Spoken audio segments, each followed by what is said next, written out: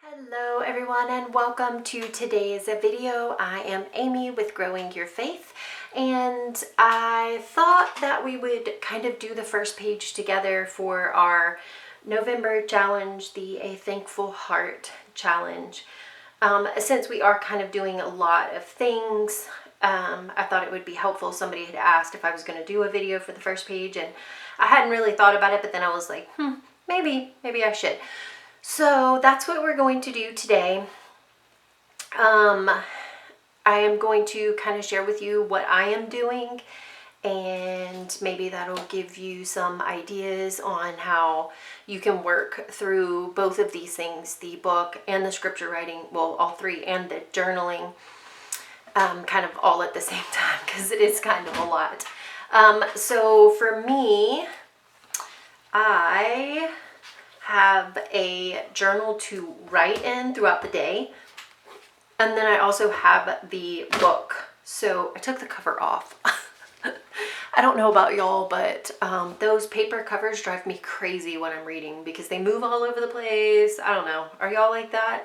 I'm totally like that. I wind up taking them off and stuffing them places, and then I can't find them when I'm done with the book. But so anyway, so last night I read through the entire first chapter.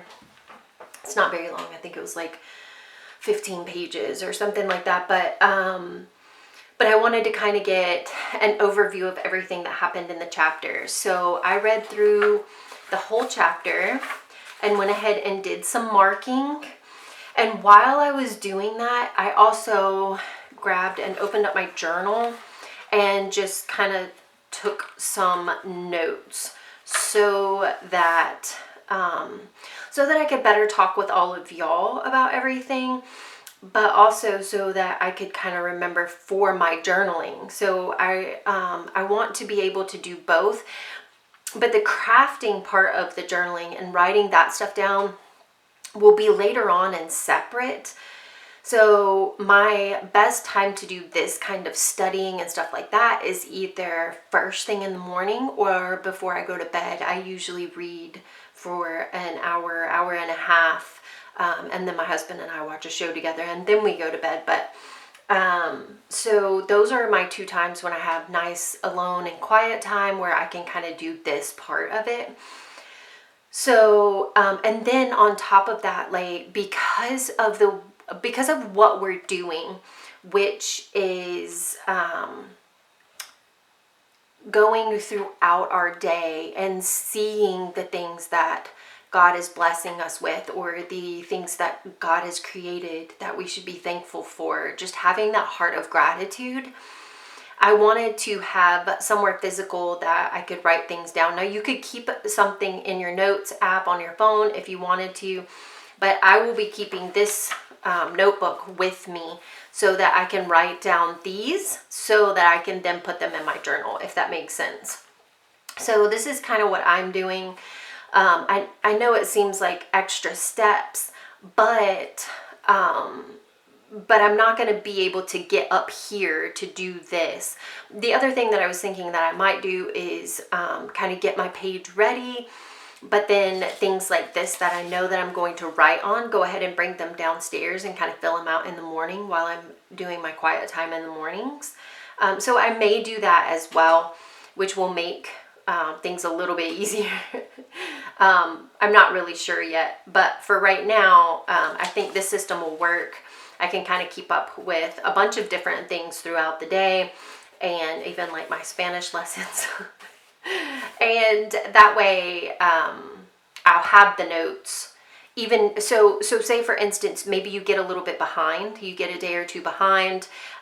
This will help me to be able to catch up pretty easily because I'll have my notes here, and I can just decorate a page and put my notes in and then go to the next one.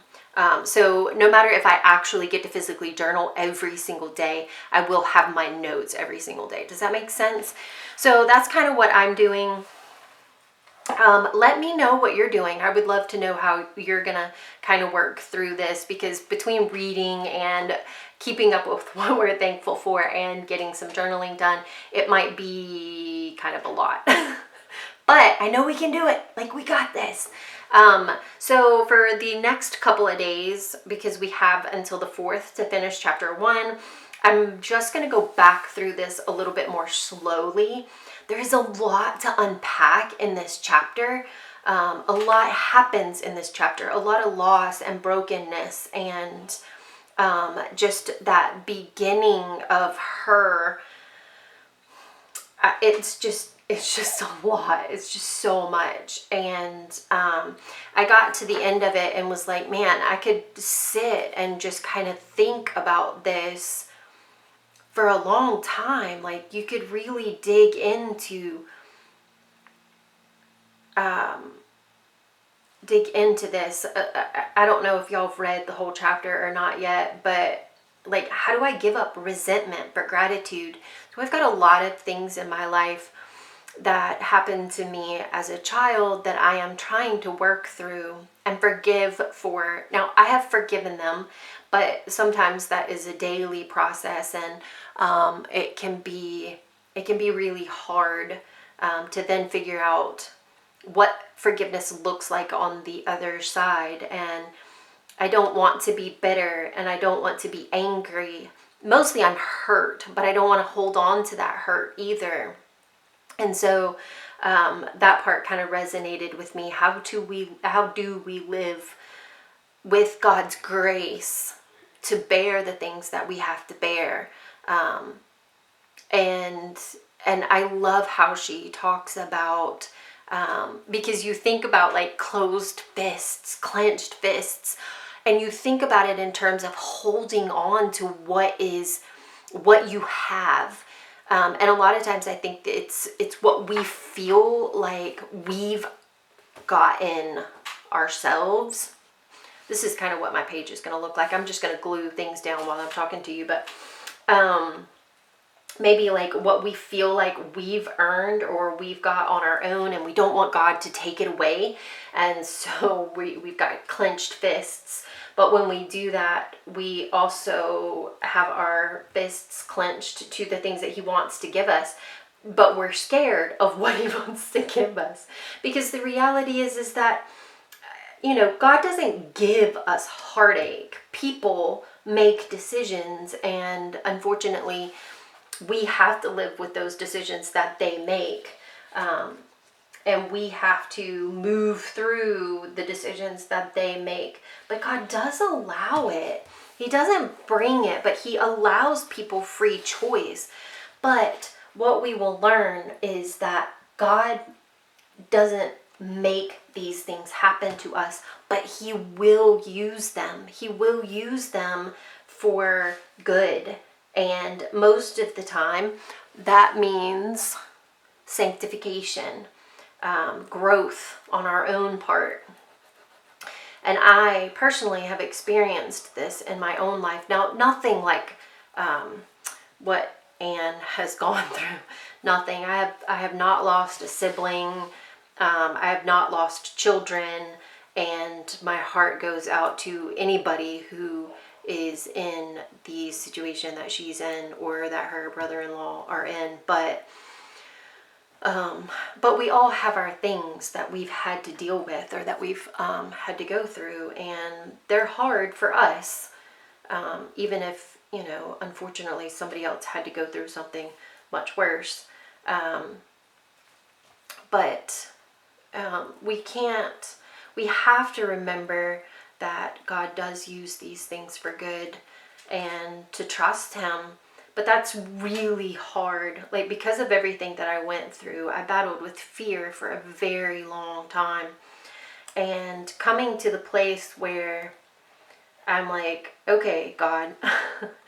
He told me one year, He was like, all right, now you know how much I love you.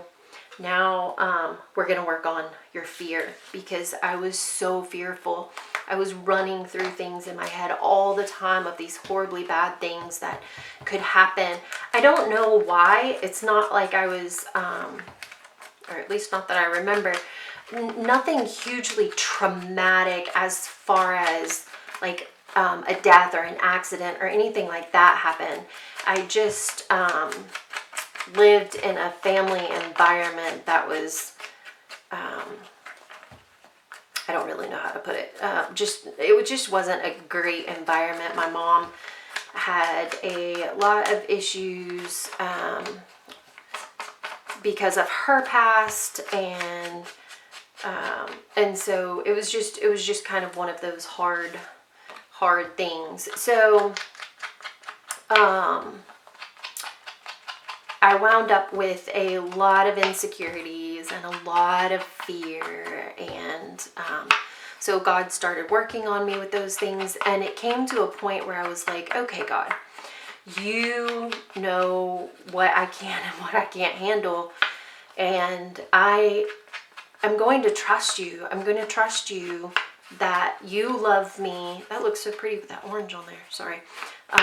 That you love me enough to get me through whatever may come. Oh, that's too big. I need to cut a little bit of it off and re-ink it. And he has. Life is not perfect as a Christian. It's not easy as a Christian. And I'm still, dealing with things on a regular basis. Actually, I just had a talk with my husband the other day, and I was like, so I don't know why, but I do this and in this situation, and I feel like this is all my fault when this happens. And he's like, why would you think that? And I'm like, I don't know. I'm broken. What do you want me to tell you? Okay, so I'm going to do some writing and journaling on this piece, and then I'm going to glue this stuff over here down. Oh wait, I have this little thing that I was going to put up here too. Right there, I think. So this is how I am going to work these kinds of things, and this is where my head's at. Like I'm dealing right now with trying to figure out how to work through some of the things and the leftover residual stuff that I have from my childhood. And the first time going through this book really seemed to help me a lot kind of think through things in a different way, and think about things in a different way. And to whenever things are hard, and whenever like I'm having to deal with a rough situation, then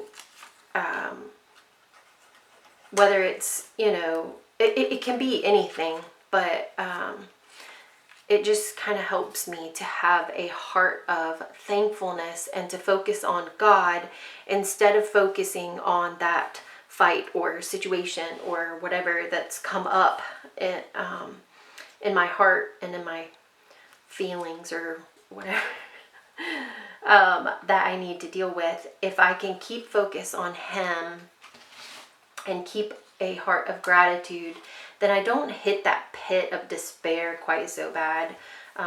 Anytime that I have to work through things with my family, it usually kind of sets me back a couple of days, and I can get through it a lot faster if I walk through those things with God. And sometimes that stuff is really, really hard to remember when you're in the middle of that battle, in the middle of that fight. But if we, in the good times, if we can make it our habit to turn to Him and to walk with Him daily and to see Him throughout our day, then we will have a much easier time whenever the hard times come. And this is what I have found. And so this is what I hope that this book and this challenge will do for you. I hope and pray that this, I picked verses from this book, and where like last year the verses that I picked were all about thankfulness, this year the verses are more about who God is And I think that they will have us not learning about thankfulness or learning that we need to be thankful, because we already know those verses. Rejoice always. We know those verses, but I think instead this will give us things to be thankful for, if that makes sense. So it will give us something to focus on, and in that we will have the scripture that we need whenever hard times come, and we can rely on those and on the things that we learned about who God is to get us through those hard times. I think also that having that heart of gratitude gives us contentment. So as soon as you feel that discontent coming, if you're ready and prepared, then, and you know what it is and what it looks like, I don't know if this will, then you can combat that discontentment with thanksgiving. And you can't be discontent and be thankful at the same time. Like you can't do both of those. So once you start looking to God and seeing Him in everything and knowing that He's there for you and spending time in His presence, you will be better equipped for the times of discontent, because we all have them. Like, especially if you're, I'm a stay-at-home mom, and I homeschool my son, and I work growing your faith. But those household chores, man, they're so regular, like clockwork, right? Like they don't ever stop. You have to do this every Monday. Let's go to the grocery store. Every Friday, let's do laundry. Every Tuesday, let's clean the bathroom. Like, it's those things that just have to be done over and over and over again. And it's easy to kind of fall into that pit of discontent, and we don't want to be there. We just definitely don't want to be there. Okay, here is what my page is looking like here.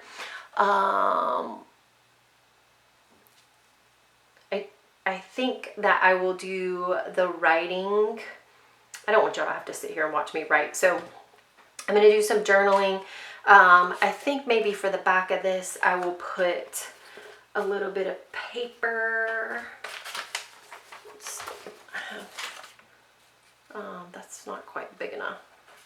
I could double it, I guess. I don't know if I'll like it doubled though. No, I'm not going to. Okay, so I will put a piece of paper on here probably, and then I will, or I might can write something on there and just in some black marker. And then I will do some journaling, and I will put my verse on here. And our verse for today is 1 Corinthians 2, verse 7. So I've got a little bookmark here, which is going to be kind of nice because I put a little lace on there, lace ribbon. And so then I can kind of put it where it goes. Anyway, so that's it. That's today's page. This is kind of how I'm going to run things. Let me know in the comments below if you're joining us, what you're going to do. I would love to hear how you're going to kind of play with all of these different things and how you're going to keep up with them. I hope this helps kind of clear up anything that you didn't understand. But anytime you have any questions, please feel free to ask. You can ask those down in the YouTube comments.